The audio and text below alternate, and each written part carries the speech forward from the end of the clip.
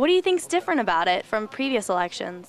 The excitement on so many levels, especially across so many demographic groups, and also just the history about the fact that you've got one party running a candidate at the top of the ticket who is African American and would be the first to be elected, first African American to be elected president, and then on the other ticket you've got a woman that's running as the vice president, and if she won, she would be the first vice president to be a woman. So just the history of it all, and the fact that North Carolina, every major office, from governor down to dog catcher, is is being contested this year. It's just generated a lot of excitement.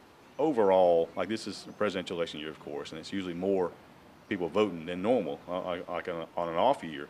But this year, I think we'll see throughout the country, not only North Carolina and Alamance County, but throughout the country, record voter turnout. Certainly, the early voting has made the polls like it is today. With we've had like 315 people today, and if they hadn't had early voting, it's no telling how many they had today. It allows people that can't take off on a Tuesday or can't get off work or just not in town to vote, and just take a lot of pressure off. How do you think campaigning has been different this year? Oh Lord, just don't go there. It's been a lot different. It's more aggravation, more lying, I think.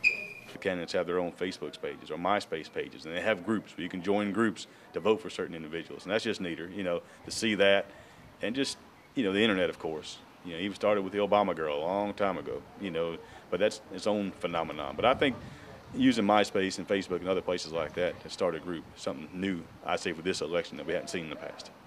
People's always been aggressive campaigning. It's no different. I've probably been, they just showing things more, I think, on TV.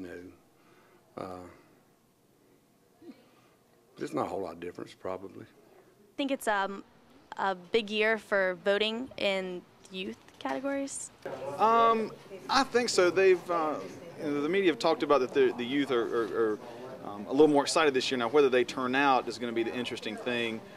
Sometimes I guess the 18 to 26 age group doesn't turn out like candidates hope if they're counting on that demographic. But I mean, I really don't know, and we may not know until all the numbers come in, late tonight or tomorrow. I think a lot of the kids, think that their vote doesn't count, but I think now they're starting to realize that it does. That's great. I think the more people to vote, the better, no matter who you vote for.